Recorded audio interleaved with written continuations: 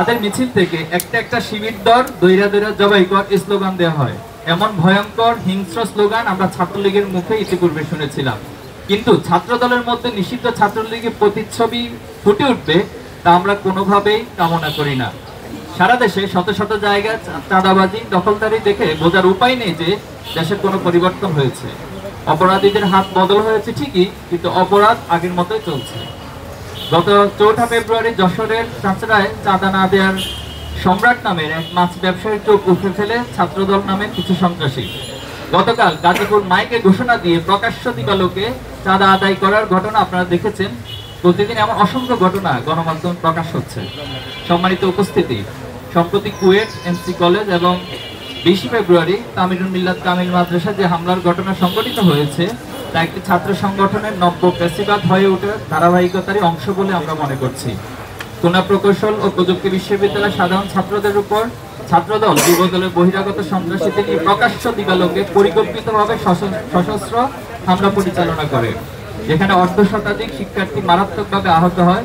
কিন্তু ছাত্রদল তাদের উচ্ছৃঙ্খল কর্মীদের বিরুদ্ধে ব্যবস্থা না নিয়ে উল্টো সেই সন্ত্রাসী কর্মকাণ্ডের দায় ছাত্র শিবিরের উপর চাপিয়ে দেয়। শুধু তাই নয়, প্রকাশ্য সংবাদ সম্মেলনে ছাত্রদল সভাপতি রাকিবুল ইসলাম রাকিব শিবিরের উপর দায় দিয়ে দেওয়ার মতো নির্দেশনা প্রদান করে, যার মাধ্যমে দেশবাসীর কাছে তাদের ঘৃণ্য পরিকল্পনা স্পষ্ট হয়ে যায়।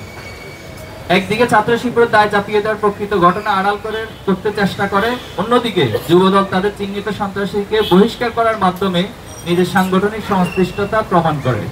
এই ঘটনায় দেশব্যাপী সমালোচনা ঝড় উঠলে তা ধামাচাপা দেওয়ার জন্য সিলেটের এমসি কলেজে আঞ্জুমানে তালামিজে ইসলামীয় কর্মী মিজানুর রহমান রিয়াদের সাথে শিক্ষার্থীদের হাতাহাতির ঘটনায় 2 জন জাহিদুল ইসলাম হৃদয় ও রিয়াদ নামে আহত হওয়ার দায় ছাত্র শিবিরের উপর প্রদান করে।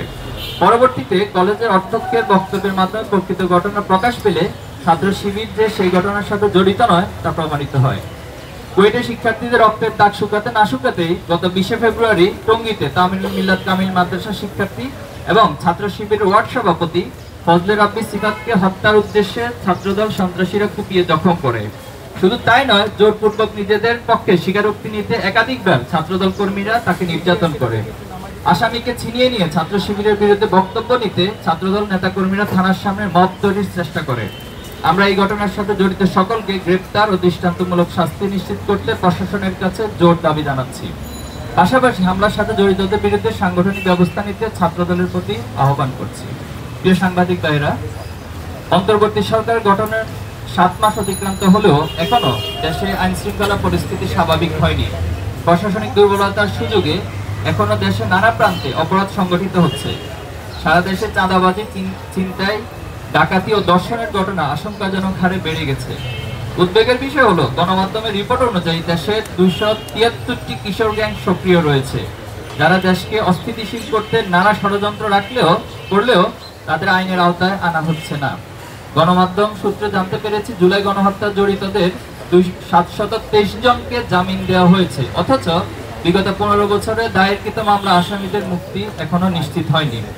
আমরা ঢাকা বিশ্ববিদ্যালয় শাখার প্রতিষ্ঠাকালীন সভাপতি এটিএম আজহারুল ইসলাম সহ সকল মাজলুমদের দ্রুত মুক্তির দাবি জানাচ্ছি। আপনারা জানেন, সম্প্রতি দেশে বিভিন্ন স্থানে ধর্ষণের ঘটনা ঘটছে। খুলনা জেলার বাটিয়াঘাটা উপজেলার জলমা ইউনিয়ন, শেরপুর জেলার ঝিনাইগাতীর গজনী অবকাশ কেন্দ্র এবং রাজধানী থেকে ছেড়ে যাওয়া রাজশাহীগামী একটি বাসে 3 মাসের অন্তঃসত্ত্বা নারী সহ 3টি ধর্ষণের ঘটনা ঘটে। আমরা দর্শকদের গ্রেপ্তার ও দৃষ্টান্তমূলক শাস্তির দাবি জানাচ্ছি।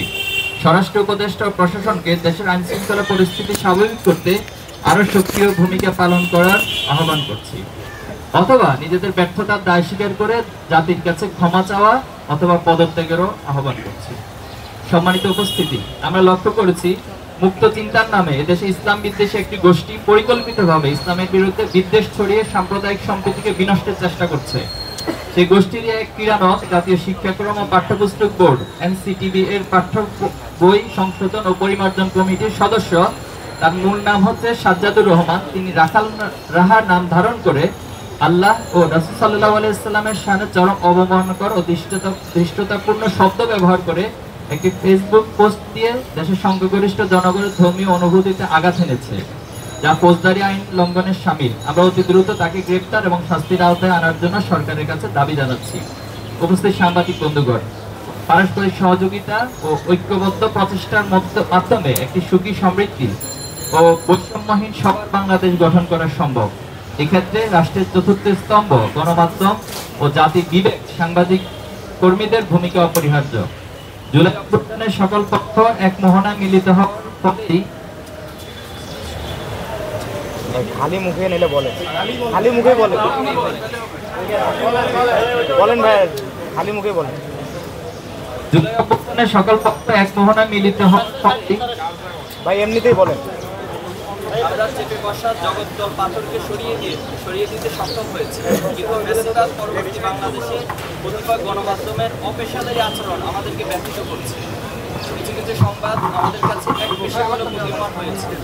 আমরা মনে করি এগুলো মিডিয়ার ইচ্ছাকৃত ভুল নয়, অসচেতনতা ও তথ্য যাচাইয়ের প্রক্রিয়া পুরোপুরি অনুসরণ করতে না পারার দরুন এমনটা হয়েছে। গত 1 জানুয়ারি বরগুনা পাথরঘাটায় পূর্ব শত্রুতার জেরে যুবদল কর্মী ছাত্রলীগ সন্ত্রাসীদের হাতে খুন হন স্থানীয় মিডিয়া এবং পাথরঘাটা বিএনপির আহ্বায়ক ওমর ফারুক সেই ঘটনার সাথে ছাত্রলীগ কর্মীকে দায়ী করে। কিন্তু আমরা লক্ষ্য করেছি জাতীয় একটা সংবাদ মাধ্যম সেই ঘটনার তথ্য যাচাই বাছাই না করে ছাত্র শিবিরকে দায়ী করে সংবাদ প্রচার করেছে। একইভাবে কুয়েটের ঘটনাতে আমরা লক্ষ্য করেছি শিক্ষার্থী ও ছাত্রদল সংঘর্ষের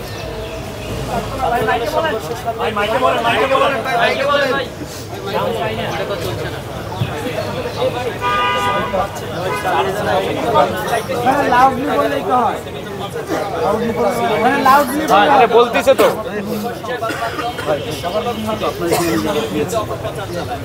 এছাড়াও আরো একাধিক ঘটনা ছাত্র শিবিরকে জড়িয়ে সংবাদ প্রচার করা হয়েছে, অথচ ছাত্র শিবিরের সাথে এই সকল ঘটনার কোনো সংশ্লিষ্টতা ছিল না। আমরা সম্প্রতি ঘটে যাওয়া ক্যাম্পাস হামলার শিকার শিক্ষার্থীদের জন্য ন্যায় বিচার দাবি করছি এবং সংশ্লিষ্ট কর্তৃপক্ষকে আহ্বান জানাচ্ছি যাতে তারা এইসব ন্যাক্কারজনক ঘটনার সাথে জড়িতদের বিরুদ্ধে দ্রুত ও কার্যকর পদক্ষেপ গ্রহণ করে। আইন শৃঙ্খলা পরিস্থিতির তাৎক্ষণিক উন্নতির জন্য সরকারকে দ্রুত কার্যকর পদক্ষেপ